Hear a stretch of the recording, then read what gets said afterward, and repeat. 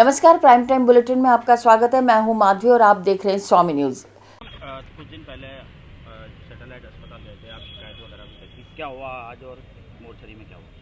देखिए, परसों शुक्रवार को वहाँ ऑपरेशन का दिन था और ऑपरेशन के दिन पर वहाँ पर ऐसी अव्यवस्थाएं थी। महिलाओं को मैंने अपने को शुक्रवार को अचानक मेरे को महिलाओं ने फ़ोन किया कि दीदी यहाँ पर इस तरह की अव्यवस्था है और हमारे साथ जातियाँ हो रही हैं। मैं उनको चेक करने के लिए वहाँ गई, क्योंकि जनप्रतिनिधि हूँ, जनता अगर मुझे कहाँ बुलाएगी मैं जाऊँगी। मैं गई, वहाँ देखा मैंने, बहुत सारी अव्यवस्थाएँ थी। वहाँ पर ऑपरेशन थिएटर पर महिलाएं ऐसे लेटी हुई थी और सुबह 6 बजे से उनको तैयार करके 12 बजे तक उनका ऑपरेशन नहीं हुआ और उसके बाद 1 बजे उनको कहते हैं कि आप जाके वहाँ जनाना चाहिए। तो बताइए, इस कंडीशन में उस दिन भी मैंने यहाँ प्रशासन को भी कहा, वहाँ का जो अधीक्षक है पोरवाल, राकेश पोरवाल जी, मैंने उनको भी कहा कि आपने यहाँ पे व्यवस्थाएं सही नहीं है और मेरे पास वीडियो है शुक्रवार के। उसके बावजूद हमने इनको चेताया, प्रशासन को चेताया, उसके बाद वहाँ कोई मतलब व्यवस्थाओं में सुधार नहीं हुआ। उसका नतीजा ये हुआ कि शनिवार को एक वर्कर वहाँ काम कर रहा था, उसकी करंट लगने से हॉस्पिटल में डेथ हो गई। और आप विडम्बना देखिए, सैटेलाइट हॉस्पिटल में उसके करंट लगा, वहाँ उसको कोई रिलीफ इलाज नहीं मिला और वहाँ से उनको रेफर करते हैं जनाना, इसमें जेएलएन हॉस्पिटल में। आप एक हॉस्पिटल में अगर करंट लग रहा तो उसकी प्राथमिक उपचार वही करना चाहिए था। इन्होंने वहाँ प्राथमिक उपचार इसलिए नहीं करा क्योंकि अव्यवस्थाएं फैली हुई है। उसका प्राथमिक उपचार के लिए इन्होंने जनाना भेजा, इतनी देर में जेएलएन हॉस्पिटल भेजा और जेएलएन हॉस्पिटल में आते आते उस बच्चे की डेथ हो गई। अब डेथ होने के बाद मैंने रात को भी, शनिवार को रात को उनकी डेथ हुई, मैं रात को उनके परिजनों से भी बात की। अभी हमारे मनीष वहाँ आदर्श नगर रहते हैं, इन्होंने भी बात की। उन्होंने कहा दीदी अभी ये कह रहे हैं सुबह आना। हम सुबह ज्ञापन देने, मेरे को तो आना ही था क्योंकि अधीक्षक को हटाने के लिए मैंने मांग की थी। अनिल सावरिया जी से मेरी बात हो गई थी, प्रिंसिपल सर से, तो मैंने कहा ज्ञापन देने, मैं ज्ञापन देने के लिए आई थी। तो उसके बाद मुझे हमारे जिला अध्यक्ष, जो इनके माली समाज के माली सेना के अध्यक्ष हैं हेमराज जी खारोलिया जी, उनका फ़ोन आता है। उन्होंने मेरे को ये कहा कि दीदी हमारे माली समाज के बच्चे की डेथ होगी करंट से, आप मोर्चरी पर आइए 2 मिनट के लिए इनके परिवार से मिलने के लिए। जैसे ही मैं उनके परिवार से मिलने के लिए गई, परिवार जन से मैं बात ही कर रही थी कि देखो अस्पताल की अव्यवस्थाओं के लिए मैंने शुक्रवार को भी ज्ञापन दिया, लेकिन कोई अव्यवस्था में सुधार नहीं हुआ। उसका कारण एक गरीब का बच्चा मर गया।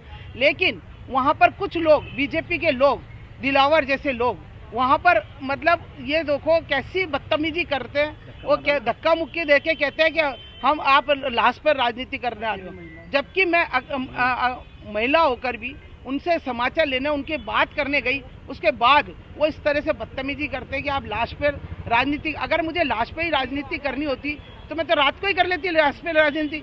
मुझे क्या करना है लाश पे? मैं तो पहले से अव्यवस्थाओं के प्रति, इनकी जो सरकार है, बीजेपी की सरकार है, उसकी अव्यवस्थाएं देखिए कितनी फैली हुई है। उस पर परसों ही बात करी, उसके बावजूद इन्होंने इस तरह से मेरे से बदतमीजी की। इस मतलब एक, मैं तो ये सोच कर आ गई कि वो गरीब परिवार बेचारा, उसका एक तो बच्चा मर गया। ये खुद बीजेपी के लोग वहाँ खड़े होकर राजनीति कर रहे हैं और उस बच्चे के, गरीब के बच्चे की नहीं सोच रहे हैं। अगर इतना ही इनमें जोश है और इतना ही माली समाज की जोश की बात कर रहे हैं, उस गरीब बच्चे को 1 करोड़ का मुआवजा दिलाए, उसके घर के लोग बच्चे को नौकरी दिलाए, तब मैं जानूं कि ये लोग राजनीति नहीं कर रहे, किसी गरीब को मदद कर रहे हैं। ये ऐसा हो जाए तो मैं इनके साथ हूं और बल्कि सरकार से हम भी मांग करेंगे उस गरीब के बच्चे को 1 करोड़ का मुआवजा और उनके घर के एक व्यक्ति को नौकरी दी जानी चाहिए। अभी अनिल सावरिया जी से मैं बिल्कुल अनिल सावरिया जी से, मैं तो ज्ञापन तैयार था, मैं तो ज्ञापन देने आई थी। हम लोग राजनीति क्यों करेंगे? राजनीति का क्षेत्र और भी है, लाशों पर कभी राजनीति नहीं होती है। हम तो परिवार के जिंदा लोगों से मिलना पसंद करते हैं, मृत्यु वाले से के सांत्वना देने जाते हैं, ना कि हमने राजनीति की बात की, ना पॉलिटिक्स की बात की। वहाँ क्या पूरा मामला है और क्या किसको लेकर आज माली समाज विरोध कर रहा है? मामला ये है भैया, एक मजदूर है राकेश माली, जो कि पीडब्ल्यूडी के ठेकेदार के अंडर में कार्य कर रहा था सैटेलाइट हॉस्पिटल में, लेकिन ठेकेदार की लापरवाही और इक्विपमेंट की उपलब्ध नहीं कराए ठेकेदार ने, जो होने चाहिए उसके पास में दस्ताने, जूते, हेलमेट वगैरह होने चाहिए, वो नहीं थे। हैमर मशीन चलाते हुए तार से करंट आया और करंट आने से उसकी मौके पर मृत्यु हो गई। सैटेलाइट ने अपना पल्ला झाड़ने के लिए उसको यहाँ पे सीपीआर वगैरह सब दी गई थी वहाँ पे, लेकिन उसको यहाँ भेजा, यहाँ पे लाने के बाद उसको मृत घोषित कर दिया। हमारी ये मांग है कि जो मृतक के आश्रित हैं, उसके माँ बाप है, बुजुर्ग, जिनको बहुत सदमा पहुंचा है अपने बेटे के खोने का, क्योंकि 23-24 साल का बच्चा था, उनको मुआवजा मिलना चाहिए ताकि उनका भरण पोषण हो सके। इसी मुआवजे की मांग को लेकर पूरा माली समाज यहाँ इकट्ठा हो रखा है और अन्य समाज के लोग भी आए, क्योंकि उस बच्चे का व्यवहार बहुत अच्छा था। सभी समाज वाले तो सब समाज के लोग यहाँ इकट्ठा होकर और मुआवजे की मांग कर रहे हैं। प्रशासन से भी बात चल रही है, ठेकेदार के भी प्रतिनिधि आए हैं, वो भी बात कर रहे हैं और हम मुआवजे की मांग करके यहाँ प्रदर्शन कर रहे हैं। द्रौपदी कोहली भी यहाँ पर आए थे। द्रौपदी कोहली जी की आदत हो गई है कि किसी भी जगह भीड़ इकट्ठी देखते हैं, उनको देखना चाहिए मंच क्या है क्या नहीं है। यहाँ पे किसी की डेथ हो गई है, उसकी लाश हम अभी तक ले नहीं पाए हैं और उस लाश पे राजनीति करने यहाँ आए तो समाज के द्वारा प्रतिनिधित्व करते हुए मैंने उनको यहाँ से बोल दिया, भाई आपकी यहाँ किसी प्रकार की आवश्यकता नहीं है, समाज सक्षम है, समाज के लोग सक्षम है, हम प्रशासन से बात करें, आपकी यहाँ आवश्यकता नहीं है लाश पे राजनीति ना। अगर ठेकेदार मुआवजे के लिए नहीं मानता तो क्या करेंगे? ठेकेदार जब तक मुआवजे के लिए नहीं मांगेगा, किसी प्रकार से यहाँ शव नहीं उठाया जाएगा, चाहे 1 दिन लगे, 2 दिन लगे, 5 दिन लगे, हम सक्षम है यहाँ बैठ कर धरना प्रदर्शन करेंगे। अभी हम कम संख्या में है, माली समाज की संख्या बहुत अधिक है शहर में, बहुत लोग बाहर से भी आएंगे, पुष्कर नसीराबाद ब्यावर तक के लोग भी हैं, किशनगढ़ लोग भी आने वाले हैं। यहाँ दिलावर चौहान। यहाँ कलेक्टर साहब और अतिरिक्त संभागीय आयुक्त को जो वैसे संभागीय आयुक्त साहब के लिए लेके हमने हमारा मेमोरेंडम लेके आए थे, परंतु संभागीय आयुक्त साहब ने वो अपने आप को आगे पीछे करके और अतिरिक्त संभागीय आयुक्त को दिलवाया। इसमें हमारा समाज का ये आक्रोश है कि बिना जांच के, बिना किसी नियमावली के यदि आप किसी आदमी को पिक एंड चूज करते हैं, उसके विरोध में आज समाज यहाँ आया है और हमने हमारी बात कलेक्टर साहब को बताई और सब बताई। और इसमें यह है कि जब डॉक्टर कुलदीप शर्मा जो प्रकरण है उसका वहाँ प्लॉट ही नहीं है, उसके पड़ोस में मकान है और वो पब्लिक को बताता फिरता है अपनी सिंपैथी ग्रहण करने के लिए, बोले मेरे बच्चे पढ़ रहे हैं। उस आदमी के इतना बड़ा बंगला बिना पंखे के लाइट के वहाँ पर पढ़ेगा बच्चा? खड़ा ही नहीं रहेगा। उसको तो पकड़ के ले गए थे डॉक्टर साहब खुद, मेरा बेटा बोला खड़े हो जाओ बच्चों को। तो ये सब चीज़ों को हम इवन दो जो प्राइवेट डॉक्टर्स हैं जो इकट्ठे हुए थे इनके फेवर में, उनको कह रहे हैं कि हमसे बहुत बड़ी गलती होगी, हमें मालूम ही नहीं था। हम तो जो वीडियो बना के, इसका मतलब वो पहले से प्लान था कि वीडियो बने, मेरे कपड़े में पहले से कपड़े तो खोल ही रखे थे, थोड़ा बहुत पकड़ा तो भूल गया, वो सब दिखाने के लिए सिंपैथी ग्रहण करी और वो सब यहाँ गए। कलेक्टर साहब ने माना भी नहीं था, संभागीय आयुक्त साहब ने बीच में और लुक करके और अपने पास में लेके और उनको सस्पेंड करवा दिया, जबकि कमिश्नर ने बोला नो ही इज़ राइट। और अभी भी सीएमओ को जो रिपोर्ट गई है वो एडीए की कि हमने जो एक्शन लिया वो बिल्कुल सही है और बिल्कुल निर्णय हमारा सही है। ये देखते हुए ये उन्होंने बात कही है। हम इसलिए बताया कि हमारा आक्रोश रुकने वाला नहीं है। कलेक्टर साहब ने आश्वासन दिया कि 3 दिन में 100% आपका फेवर में यदि है, तो मुझे भी लगता है कि क्योंकि काम अन्याय हुआ इसके साथ में वो सही हो जाएगा, पहले कंप्लीट हो जाने दो इंक्वायरी। सुमेर सिंह शेखावत, अध्यक्ष राजपूत सभा, और हमारे राजपूत सभा के भगवान सिंह जी साहब हैं, हमारे ये बहादुर सिंह जी पिपरोली हैं और वकील साहब हैं, हमारे पार्षद वगैरह हैं, सब सारे साथी साथ में समाज पूरा हमारे साथ। राजपूत छात्रावास कुंदर नगर में अजमेर जिले के सभी संस्थाओं के पदाधिकारी, जिसमें बहादुर सिंह जी पिपरोली प्रताप नगर से, रणजीत सिंह जी हमारे जनरल सेक्रेटरी है वो, सुमेर सिंह जी, आप सुरेंद्र सर डिगाल, भगवान सिंह जी मजेवला जो क्षत्रिय महासभा के अध्यक्ष हैं, देवेंद्र सिंह शेखावत, चंद्रभान सिंह जी एक्स बार अध्यक्ष, सुमेर सिंह जी अध्यक्ष, अजय सिंह जी डॉक्टर साहब अपने क्षत्रिय प्रतिभा संस्थान के अध्यक्ष हैं। इसलिए हमारे जो काफ़ी जो संस्थाएं हैं, जो चुनी हुई संस्थाएं हैं, उन संस्थाओं के पदाधिकारी ही आज आए हैं। अध्यक्ष और जनरल सेक्रेटरी इकट्ठे हुए, उन्होंने अपनी भावनाओं को लेके और कलेक्टर साहब को ज्ञापन दिया। कलेक्टर साहब को ज्ञापन देने का जो विषय था वो ये कि 20 मार्च को जो पंचशील में अतिक्रमण हटाने के दौरान जो एडीए का दस्ता गया था, उस दस्ते ने, एडीए के दस्ते ने जो अतिक्रमण जो का ढांचा था उसको तोड़ दिया और उस ढांचे को तोड़ने के बाद में व्यक्ति विशेष जाति के डॉक्टर साहब ने इसको एक मुद्दा बनाया और ब्राह्मण समाज ने एकत्रित होकर खाली एक सिंपल जैन जो राजपूत समाज से रिलेटेड है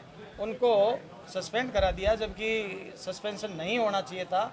ये बात हम लोगों ने कलेक्टर साहब को सस्पेंड करने से पहले भी अवगत कराया था, कलेक्टर साहब को भी कराया, एडीए कमिश्नर को भी कराया और यहाँ डीसी साहब को भी कराया था। उसके बाद भी पर्टिकुलर एक समाज के प्रेशर में यदि किसी अतिक्रमण को तोड़ने के कारण एक जैन को सस्पेंड किया जाता है तो ये न्यायोचित कार्य नहीं है।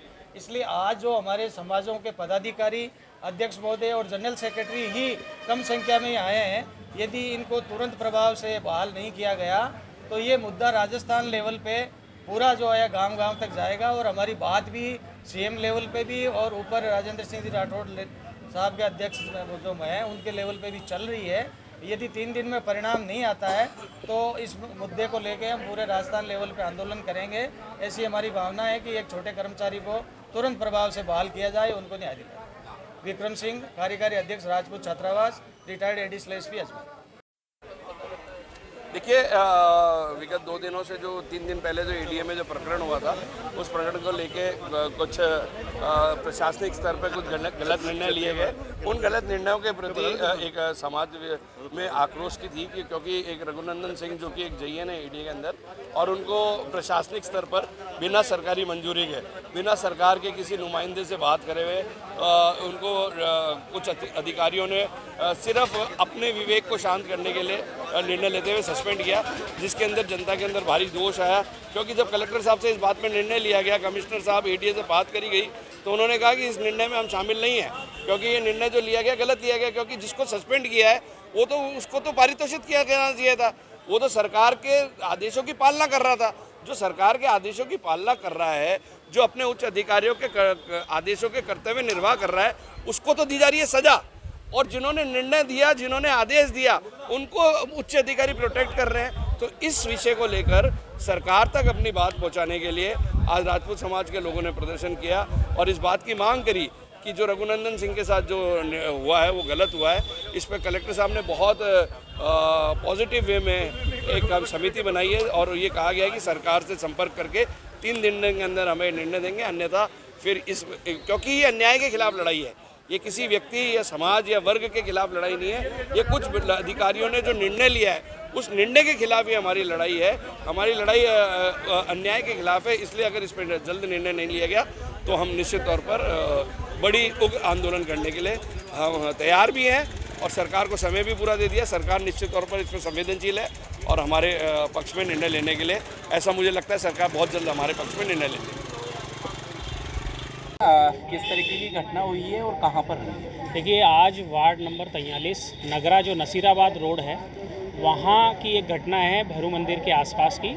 इसमें एक बुजुर्ग महिला को निशाना बनाकर कुछ शातिर ठग महिलाओं ने उन्हें कुछ पैसों का लालच देकर और कुछ सुंघाकर उनके गले की सोने की चैन उतरवा ली और साथ ही साथ उनके कान के टॉप्स भी उतरवा लिए। उनके साथ उनके 2 पोते भी थे। लेकिन शातिर महिलाओं ने देखिए किस तरह से इस घटना को अंजाम दिया है। तो मैं आपके चैनल के माध्यम से भी ये पूरे अजमेर शहर के लोगों तक ये एक मैसेज देना चाहता हूँ और ये बात पहुँचाना चाहता हूँ कि इन शातिर महिलाओं से सावधान रहें, सतर्क रहें। इस तरह का कोई भी यदि आपको गड्डियाँ दिखाकर लालच दे और महिलाओं को साइड ले जाकर और उनको अपने पीड़ा बताकर अगर कुछ बात कहे और कुछ सुंघाने की कोशिश करे तो उसकी तत्काल सूचना आसपास के लोगों को और पुलिस प्रशासन को दें। आज ये घटना नगरा क्षेत्र में शिव भैरू जी का मंदिर के आसपास महिला के साथ घटना घटित हुई है। इसका ये बहुत दुर्भाग्यपूर्ण है और ऐसी घटनाएं लगातार अजमेर में बढ़ती जा रही है। ये जो गिरोह है ये बहुत शातिर और सक्रिय गिरोह है। आज भी जब इस मामले की जानकारी हुई तो संबंधित अलवर गेट थाना के पुलिस विभाग की टीम यहाँ पर पहुँची है और वो अभी सीसीटीवी कैमरे की फुटेज चेक कर रही है और शातिर ठग महिलाओं का पता लगाने की कोशिश कर रही है। लेकिन आपके चैनल के माध्यम से यही बताना चाहूँगा कि इन महिलाओं से सतर्क रहें, सावधान रहें। डॉक्टर जी, आप कहाँ जा रहे थे और क्या हुआ आपके साथ? मैं नगरे से घर जा रही थी, गौतम नगर जी, और मेरे पीछे से 2 लेडीज आई। वो कहने लगी ये एक लेडीज़ पागल सी है, इसने कुछ खाया नहीं है, इसको खाना खिलाना है और के इसके थैले में है ना ये नोटों की गड्डी है, इससे कोई ले लेगा, मैं इसको खाना खिला देती हूँ। जी, फिर क्या हुआ? फिर उसने कहा कि ये ऐसे नहीं देगी, आप है ना तुम्हारे कान के दो और गले की चेन दो। जी, तो उसने फिर इस रुमाल के अंदर रखी। आपको भी कुछ खिलाया था उसने? नहीं, सुंघाया था। एक ये बैग भी दिया है आपको? ये बैग और ये गद्दी दी। इसमें क्या रहा? ये था कचरा था मतलब? हाँ जी। और ये रुमाल में सामान बांधा, सामान नहीं निकला है। गुटखा, तम्बाकू, पता नहीं क्या है ये।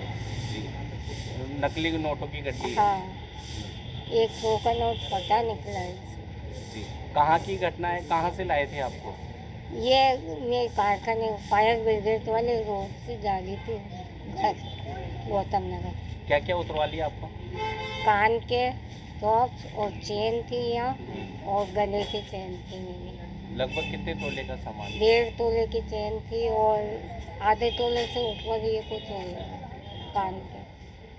आपका नाम? सरोज देवी। अंकल का? जगदीश कहाँ के रहने वाले हैं आप? गौतम नगर के। गहने उतरवाली आंटी के कब सूचना मिली आपको, क्या है? मैं घर पे था, करीब कितने बजे फ़ोन आया था तुम्हारे पास? हमने फ़ोन किया था। हाँ, 4:30-5 वो उसने कॉल किया था ना कि भाई ये बच्ची है ना इनके साथ में पोती, वो जाएगी आज स्कूल में डांस क्लास थी आज उसकी 5:30 बजे। तो मैंने बहू को ये कहा, मैंने कि फ़ोन करो उनको, पूछो जाएगी तो बुला लो उनके। तो फ़ोन जब ही मालूम पड़ गया हमको, जब ही मालूम पड़ा। इसने कॉल किया था, बच्चे के पास में कॉल किया था, परंतु क्या हुआ, ये सो रहा था, ये नहीं उठा पाया। बस ये वो पूछ ले कितने बजे किया था वो, क्या 4:30 बजे ना, 4:30 बजे मालूम पड़ा। उस समय ये उतरवा लिए थे गहने उन्होंने? हाँ, ये उतरवा लिए थे। कहाँ गए हुए थी आंटी? ये पियर गई हुई थी। आपका नाम? जगदीश संजी रोता, गौतम नगर निवासी। हमारी मांगे ये है कि मंडल प्रशासन द्वारा, जिसमें जो रजिस्ट्रार और चेयरमैन के आदेश द्वारा जो परिपत्र जारी किया गया 10/3/2025 का जो परिपत्र जारी किया गया है, वो परिपत्र विधिक प्रावधान और प्रक्रिया के विपरीत है। ये एक न्यायिक प्रक्रिया और न्यायालय द्वारा किए जा रही जो कार्य है उसमें मनमाना हस्तक्षेप है। और इस परिपत्र के आधार पर जो है काश्तकारों के जो अपील और जो कोर्ट के समक्ष जो प्रकरण प्रस्तुत होते हैं, उसमें पीठासीन अधिकारी द्वारा स्वयं के स्वविवेक या उस प्रकरण के तथ्य और परिस्थितियों को ध्यान में रखते हुए आदेश पारित किए जाने पर अतिक्रमण किया गया है। और इस तरह के परिपत्र जारी करने का जो है मंडल प्रशासन को कोई अधिकार नहीं है, बिना क्षेत्राधिकार के है। और धारा 94 CPC में जो प्रावधान दिए उनके विपरीत जाकर है। कोई भी स्टेट लॉ है वो गवर्नर के गजट नोटिफिकेशन द्वारा लागू होता है, और सेंट्रल लॉ है वो राष्ट्रपति गजट नोटिफिकेशन द्वारा जारी किया जाता है। उसके आधार पर सारे न्यायालय अपनी प्रक्रिया, प्रावधान, अपने आदेश, निर्णय पारित करती है। उनको इस परिपत्र के आधार पर उस पर हस्तक्षेप किया गया जो पूर्णतया क्षेत्राधिकार विहीन और कानून विरोधी है, और इससे काश्तकारों के हितों पर विपरीत प्रभाव पड़ रहा है। नहीं, कार्य स्थगित है। और मंडल प्रशासन द्वारा जो हमारे वार्ता के लिए हमें बुलाया गया था, लेकिन वो वार्ता 21 तारीख को शुक्रवार को विफल रही है।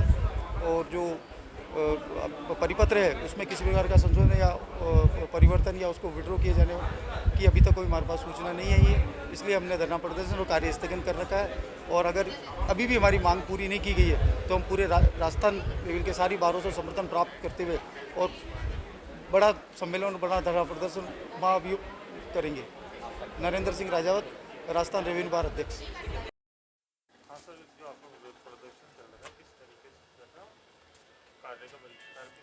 जी हाँ, हमने आज कार्य का बहिष्कार किया। अभी हमारी वार्ता हुई आयुक्त महोदय और सचिव महोदय से, उनके द्वारा हमें ये आश्वासन दिया है कि हम ऊपर बात करके और आप लोगों का निष्पक्ष जांच करवाएंगे और ऐसी कोई दिक्कत नहीं है, और जहाँ तक हो सके इनको बहाल करने की ऊपर सिफारिश करेंगे।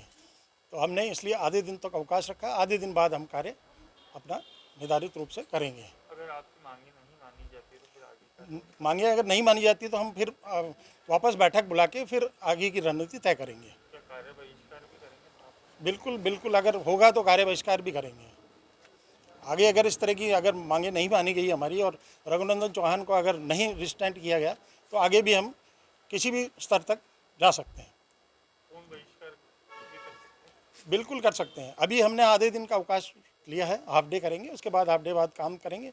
इसके बाद अगर रिस्टेंट नहीं किया जाता है और हमारी मांगे नहीं मानी जाती है तो फिर से हम प्रशासन से वार्ता करके और आगे की रणनीति तय करेंगे।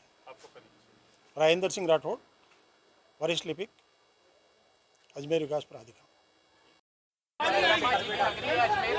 तो बहुत ही अच्छा लग रहा है। मैं यहाँ पहली बार अजमेर आई हूँ एंड यहाँ कल्याण ज्वेलर स्टोर का जो लॉन्च हो रहा है बहुत ही अच्छा लग रहा है।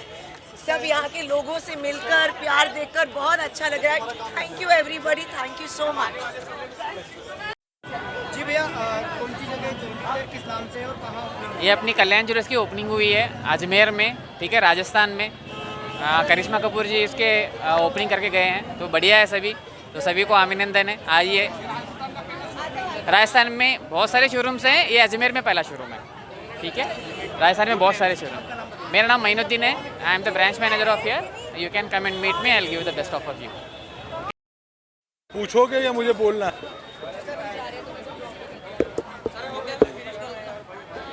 का आज ओपनिंग हुआ है। ये कल्याण ज्वेलर्स का स्टोर है। ये राजस्थान में कल्याण का 8th स्टोर है। करिश्मा कपूर ने आज इसका इनॉग्रेशन किया है। किसका? नहीं 8वां स्टोर है। 8वां स्टोर अजमेर का पहला स्टोर आज करिश्मा कपूर के द्वारा ओपन। कल्याण का डिज़ाइन, कल्याण की वैरायटी बहुत यूज है और कल्याण इंडिया में अभी ऑर्गेनाइज्ड मार्केट में एक्सपैंड करने वाला सबसे बड़ा कंपनी है। हमारे स्टोर्स बहुत तेज़ी से खुल रहे हैं। अभी हमारा इनॉग्रल ऑफर में मेकिंग चार्ज पे 50% का डिस्काउंट है, वो अभी कंटिन्यू कर रहे हैं।